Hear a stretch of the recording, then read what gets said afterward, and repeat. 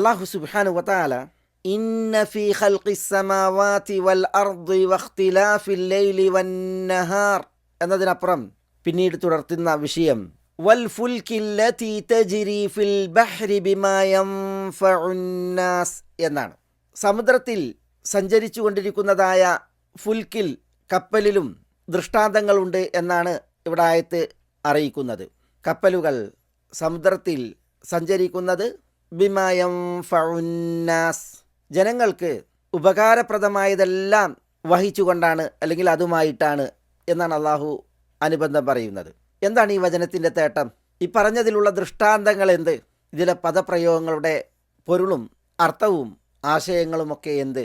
നമുക്കത് ഈ തുടർച്ചയിൽ പഠിക്കാം ബിഇദ്നില്ലാ. വൽ ഫുൽക്ക് എന്നതിൽ വാവുൽ ആതുഫ് എന്ന് പറയും. ഫുൽക്കിലും തീർച്ചയായും ദൃഷ്ടാന്തങ്ങളുണ്ട് എന്നാണ്. ഫുൽക്ക് എന്നാൽ മാ അദുമ മിനസ്സുഫുൻ എന്നാണ്. വലിയ കപ്പലുകൾക്കാണ് പറയുക. വിശുദ്ധ ഖുർആനിൽ ഫലക് എന്നും ഫുൽക്ക് എന്നും വന്നിട്ടുണ്ട്. കുല്ലും ഫീ ഫലകിൻ യസ്ബഹൂൻ.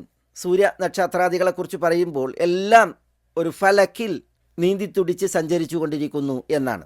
അവിടെ ഫലക്ക് എന്ന് പറഞ്ഞാൽ മദാറുൻ നുജൂം, നക്ഷത്രങ്ങളുടെ ഭ്രമണ പദമാണ്.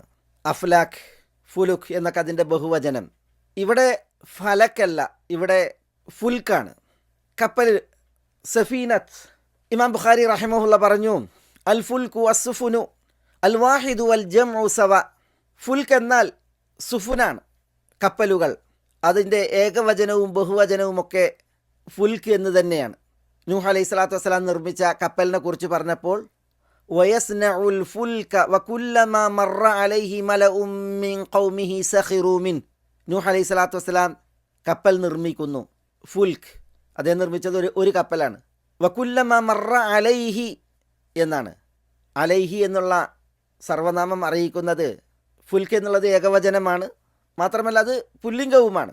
മറ്റൊരിടത്ത് അല്ലാഹു സുബ്ഹാനഹു വ തആല പറഞ്ഞു, ഹുവല്ലദീ യുസയ്യിറുകും ഫിൽ ബർരി വൽ ബഹർ ഹത്താ ഇദാ കുൻതും ഫിൽ ഫുൽകി വജറൈന ബിഹിം.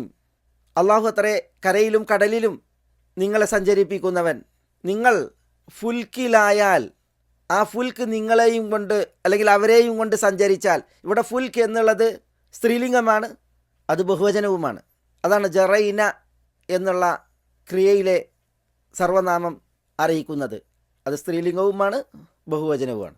അപ്പോൾ ഈ പദത്തിൻ്റെ പ്രത്യേകത ഫുൽക്ക് ഏകവചനവും ബഹുവചനവും പുല്ലിംഗവും സ്ത്രീലിംഗവും ഒക്കെ ആയിട്ടത് ഉപയോഗിക്കപ്പെടും എന്നുള്ളതാണ്. ഇവിടെ നമ്മുടെ വചനത്തിൽ വൽ ഫുൽകില്ലതി തജ്രി ഫിൽ ബഹ്രി ബിമാ യൻഫഉന്നാസ് എന്നാണ്. അവിടെ ഫുൽക്ക് എന്നുള്ളത് സ്ത്രീലിംഗമായിട്ടാണ് പ്രയോഗിച്ചിട്ടുള്ളത്, ഏകവചനവും.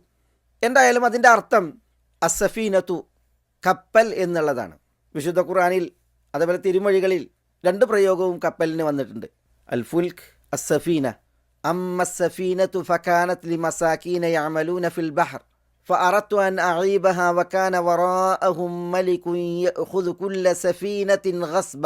സൂറത്ത് കഹ്ഫിൽ അവിടെ അമ്മ സഫീനത്തു കുല്ല സഫീനത്തിൻ.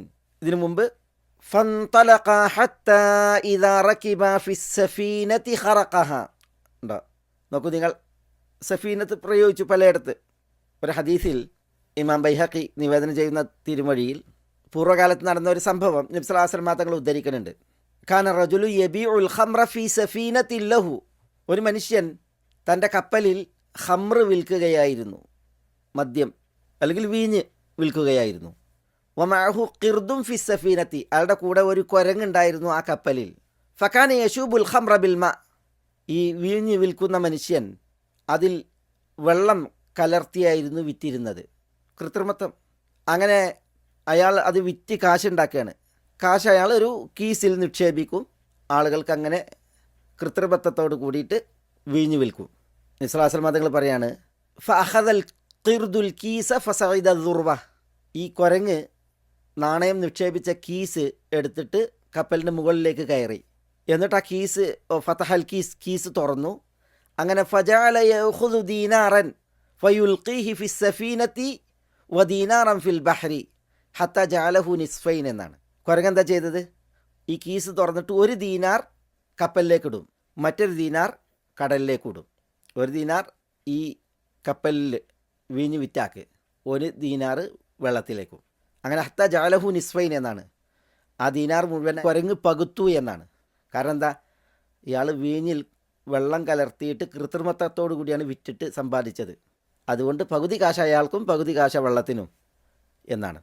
ഒരു കൗതുക വാർത്തയാണിത്. നബി സല്ലല്ലാഹു അലൈഹി വസല്ലം തങ്ങൾ ഉദ്ധരിച്ചത്. ഇമാം ബൈഹഖി ഇത് നൽകിയിട്ടുണ്ട്. ഞാനിവിടെ ഈ സഫീനത്ത് എന്നുള്ള പ്രയോഗം തിരുമൊഴിയിൽ വന്നതിൻ്റെ ഒരു ഉദാഹരണം കേൾപ്പിച്ചു എന്ന് മാത്രം.